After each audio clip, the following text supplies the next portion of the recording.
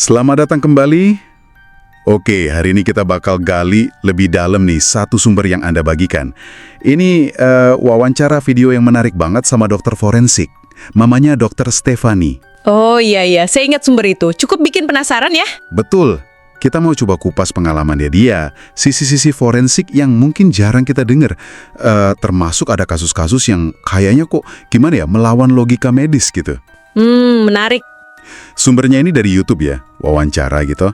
Jadi misi kita ya menggali aja inti ceritanya dia. Apa sih tantangannya jadi dokter forensik?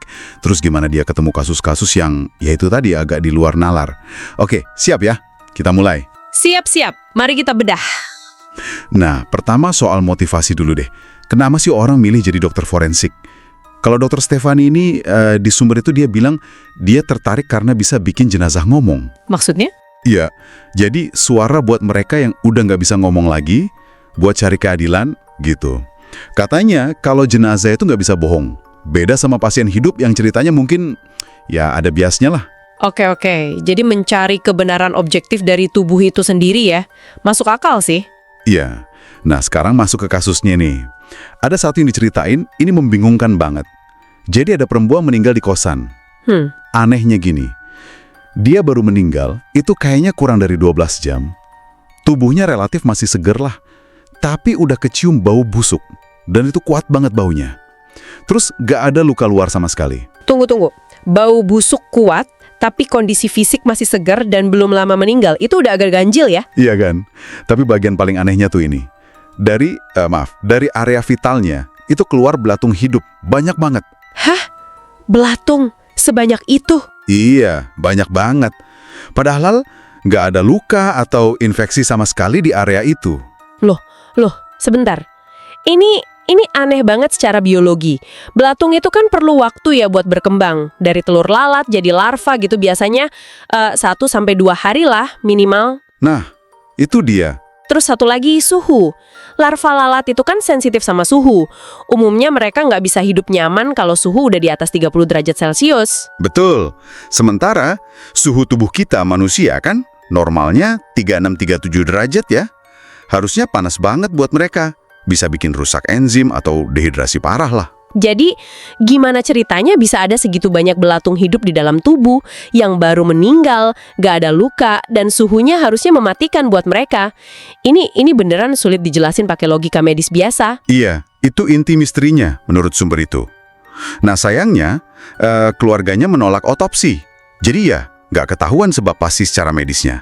Oh, sayang sekali ya. Tapi, di wawancara itu diceritain juga, dari saksi-saksi gitu, katanya korban ini diduga selingkuhan, terus pernah dilabrak sama istri sahnya. Ada konflik ya sebelumnya? Iya. Terus narasi di sumber itu nyebutin ada spekulasi dari orang-orang sekitar, mungkin ada kaitannya sama hal non-medis, ya semacam santet atau mungkin susuk yang gagal, katanya gitu. Tapi ini perlu kita garis bawahi ya, ini cuma bagian cerita dari sumber, kita nggak bilang ini benar atau salah. Oke. Jadi ada interpretasi lain di luar medis yang muncul karena kejanggalan tadi ya. Kita catat itu sebagai bagian dari cerita di sumbernya. Betul. Nah, dari kasus yang biologisnya aneh tadi, cerita dokter Stefani ini geser ke pengalaman pribadinya dia. Ini juga nggak kalah bikin bingung. Katanya ini terjadi setelah dia jadi saksi ahli di pengadilan, yang kesaksiannya itu memberatkan terdakwa. Wah, terus apa yang terjadi sama dia? Dia cerita ngalamin fase yang aneh banget. Ingatannya jadi kayak putus sambung gitu, susah fokus, terus kepribadiannya berubah drastis. Katanya sampai hampir menghancurkan pernikahannya. Serius? Sampai segitunya? Iya, dan ada sakit fisik juga, muntah-muntah terus gitu. Tapi pas diperiksa medis ke rumah sakit nggak ketemu penyebabnya apa. Aneh juga ya, sakit fisik tanpa sebab medis yang jelas setelah kejadian itu. Nah, terus di diskusi sumber itu muncul perspektif, atau lebih tepatnya kecurigaan ya. Kalau gejala ini, apalagi katanya suka parah pas waktu-waktu tertentu kayak maghrib, itu mungkin serangan, ya sebutannya guna-guna gitu. Oh, jadi dikaitkan lagi ke hal non-medis ya? Ya, Kepercayaan yang dibahas di sana itu bilang kalau serangan kayak gitu tujuannya buat ganggu fokus, emosi, bikin hidup nggak tenang. Seringnya nyerang pas waktu peralihan hari, katanya energi lagi lemah atau gimana gitu. Sekali lagi ya, ini interpretasi dari sudut pandang di sumber itu, bukan diagnosis medis loh ya. Iya, ya paham. Kita sampaikan apa yang ada di sumber aja. Cukup kompleks ya pengalamannya. Ya, nah selain tantangan dari kasus yang sulit dijelaskan atau dugaan non-medis tadi, forensik kan juga sering ketemu sama sisi brutal manusia yang lebih nyata ya. Kayak kasus mutilasi. Sumber Anda juga nyingkung ini kan? Gimana mereka nangani kasus kayak gitu? Oh iya betul, kalau kasus mutilasi fokus utamanya itu bukan sekedar ngumpulin potongan tubuhnya aja. Yang paling penting itu justru cari tahu penyebab kematian sebelum mutilasi itu terjadi. Maksudnya gimana tuh? Ya, kita harus pastiin korban ini meninggal dulu baru dimutilasi. Atau dilumpuhkan dulu. Atau, ini yang paling mengerikan, jangan-jangan masih hidup pas dimutilasi. Aduh, terus gimana cara nentuinnya? Ada tandanya gitu ya? Ada. Kita lihat tanda-tanda vital di jaringan. Itu kayak respons terakhir tubuh gitu. Misalnya, pinggiran lukanya mengerut atau enggak. Kalau mengerut, berarti kulitnya masih bereaksi pas dipotong. Oh, oke. Atau ada gumpalan darah nggak di sekitar area potongan? Kalau ada, itu bisa nunjukin jantung mungkin masih mompa darah pas luka terjadi.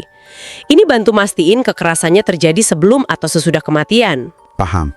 Terus ada juga konsep overkill.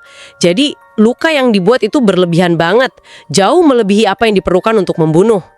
Nah, ini bisa jadi petunjuk kemarahan pelaku yang luar biasa ekstrim, gitu penjelasannya di sumber. Oke. Jadi, kesimpulannya gimana nih buat Anda yang dengerin? Pengalaman Dr. Stefani yang diceritain di sumber ini, nunjukin ya, kerjaan forensik itu gak melulu soal sains sama logika yang bisa diukur. Kadang-kadang ya itu tadi, mereka nemuin hal-hal atau fenomena yang ada di batas penjelasan ilmu kedokteran kita sekarang. Iya, ini jadi memunculkan dilema yang menarik sebetulnya.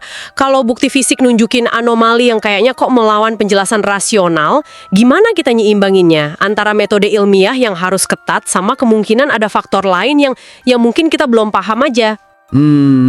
Pengalaman ini nunjukin gimana sains forensik sehebat apapun dia tetap punya batas. Dan di batas itulah, kayak yang kita lihat di sumber Anda tadi, interpretasi lain kadang yang non-medis itu bisa muncul buat ngisi kekosongan penjelasan. Nah, sebagai penutup nih, sumber ini ninggalin kita sama pertanyaan ya. Seberapa jauh sih kita bisa benar-benar paham akhir dari hidup seseorang?